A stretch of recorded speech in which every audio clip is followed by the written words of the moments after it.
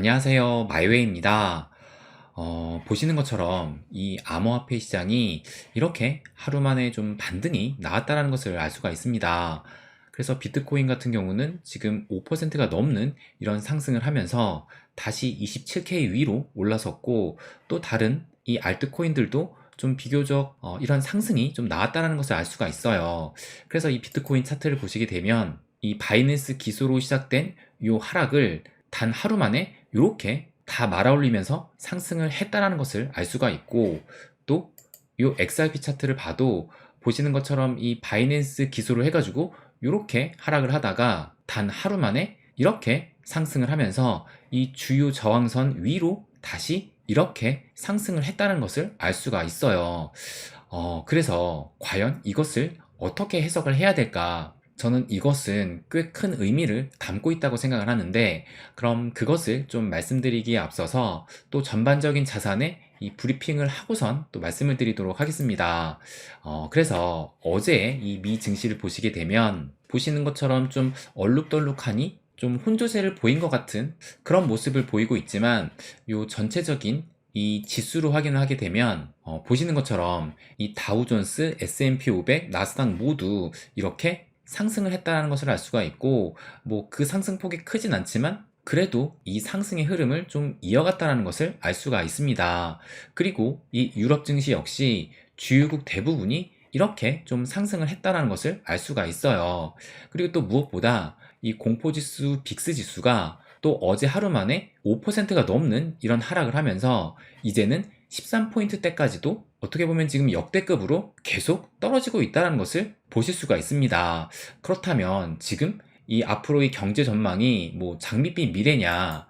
그런데 또 그런 것도 아니에요.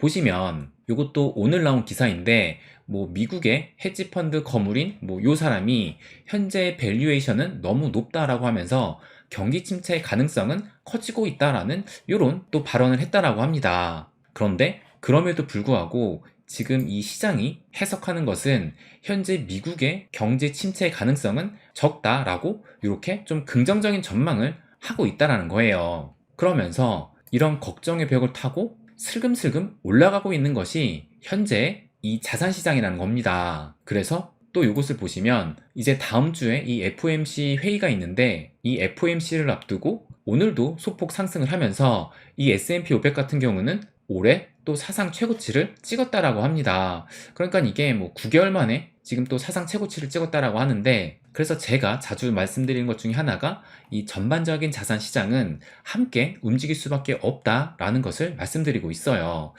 그런데 제가 그 중에서도 이 암호화폐 시장에는 단 하나의 좀 조건을 붙이는데, 그것이 이 암호화폐 시장만의 악재가 없어야 된다라는 이런 말을 또 제가 종종 드려왔습니다. 그래서 그것이 뭐 작년의 루나 사태라든지 이 FTX 사태가 그것에 해당되는데, 그런데 또 이 암호화폐 시장만의 악재가 어제 이 현충일 사이에 두 건이나 또 발생을 했던 거예요. 그래서 그 첫 번째가 이 SEC가 바이낸스를 고소를 했고, 또 그 두 번째는 보시는 것처럼 이제 이 코인베이스도 이 미등록 불법 거래를 했다라고 하면서 이렇게 또 고소를 한 것입니다. 그래서 정말 이 SEC가 이 리플 소송을 앞두고 자신의 입지를 계속 좀 몰아붙이기 위해서 좀 의도적으로 이런 고소를 지금 이어나가고 있다라고 저는 생각이 좀 들어요.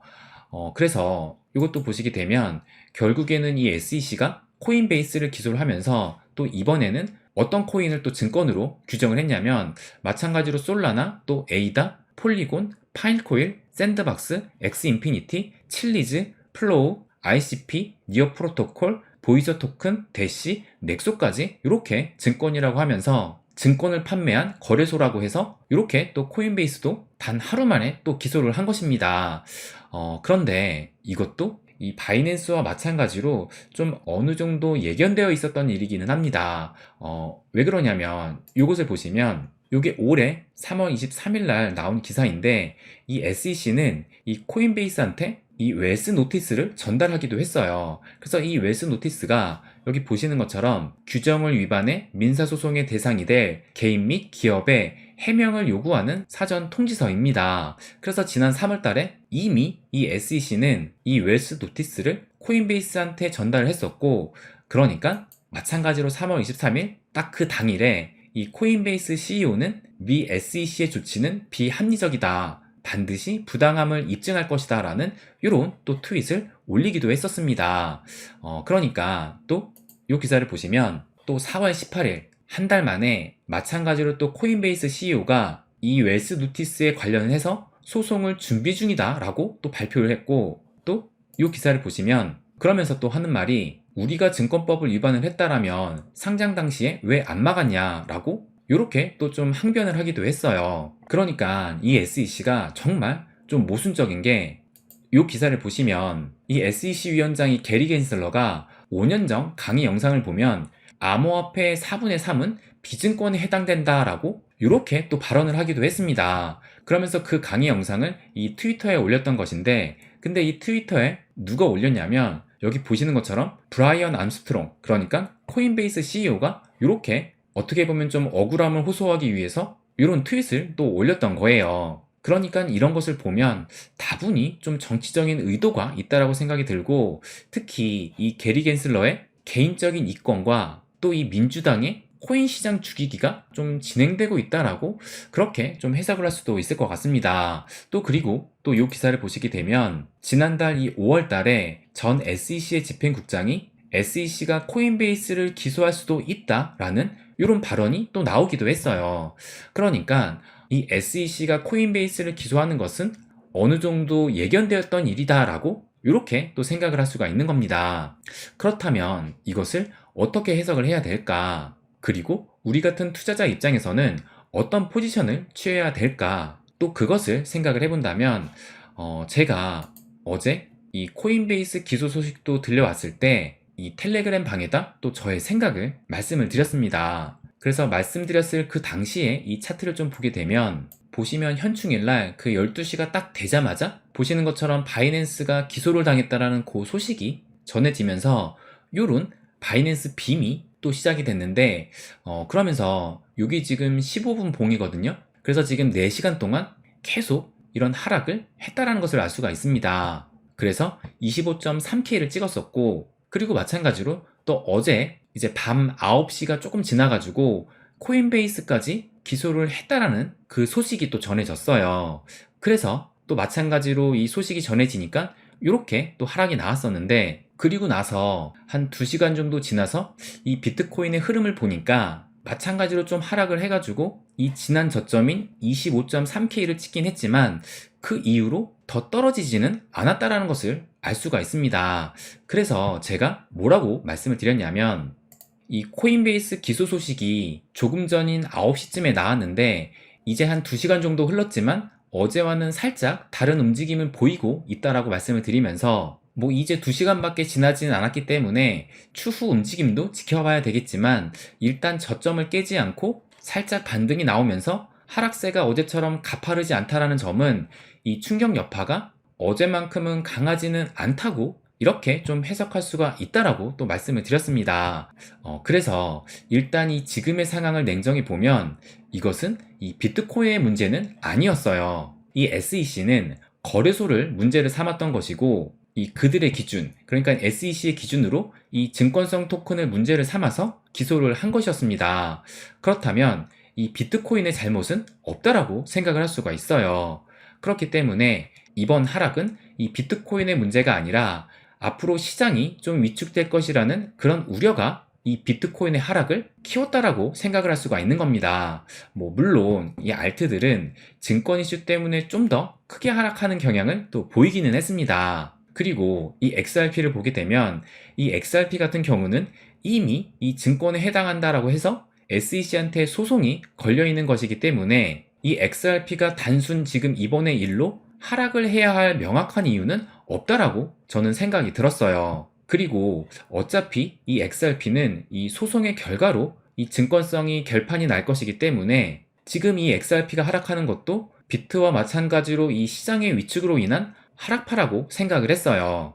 그래서 제가 뭐라고 말씀을 드렸냐면, 그렇다면 이것은 또 하나의 파도가 치는 것 뿐이고 이 충격파가 어디까지 갈지는 알 수는 없지만 결국 시간이 모든 것을 해결해 줄 것이다 라고 생각을 합니다.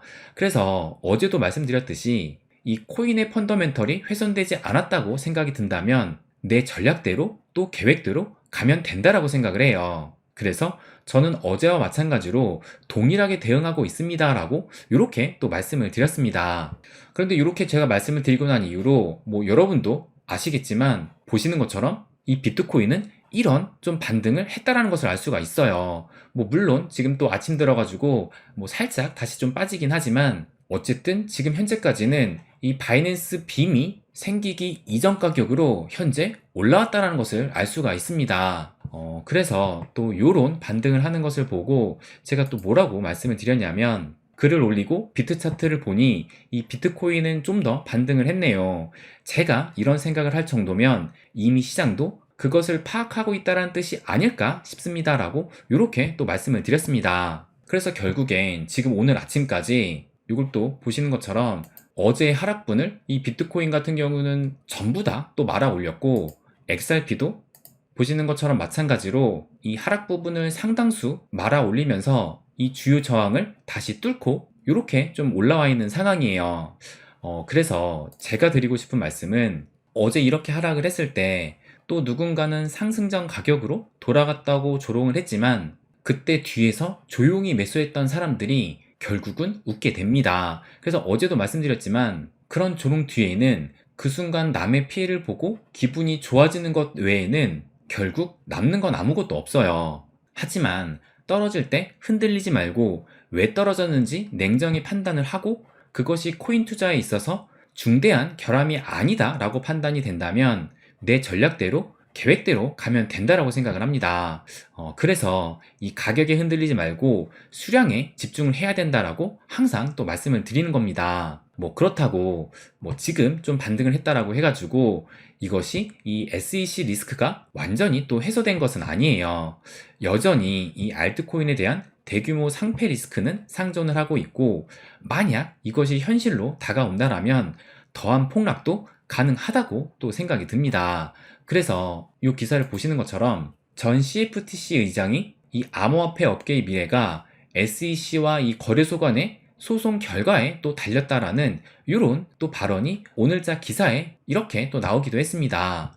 그래서 이 암호화폐 시장에 대한 리스크는 여전히 지금 상존하고 있는데 근데 만약에 그것이 지금 두렵다면 이 시장을 떠나서 차라리 주식시장에 투자하는 게 낫다라고 저는 생각을 해요. 근데 그게 아니라 여전히 이 암호화폐 시장에서 돈을 벌어보겠다라는 생각이 든다라면 가격이 흔들리지 말고 또 남이 뭐라 해도 흔들리지 말고 자신이 이 시장에서 불을 키워보겠다라는 생각을 했다라면 이 시장의 성장을 믿고 그것에 베팅을 하면 된다라고 저는 생각을 합니다.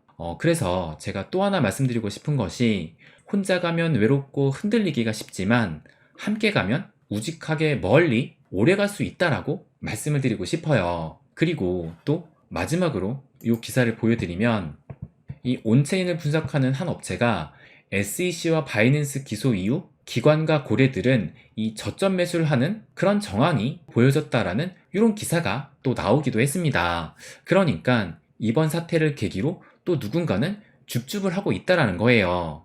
그래서 또 마지막으로 말씀드리고 싶은 것이 아까도 말씀드렸지만 지금의 반등으로 이 SEC에 대한 리스크가 해소되었다라고는 볼 수는 없어요. 그래서 이 충격파는 조금 더 계속될 수도 있습니다.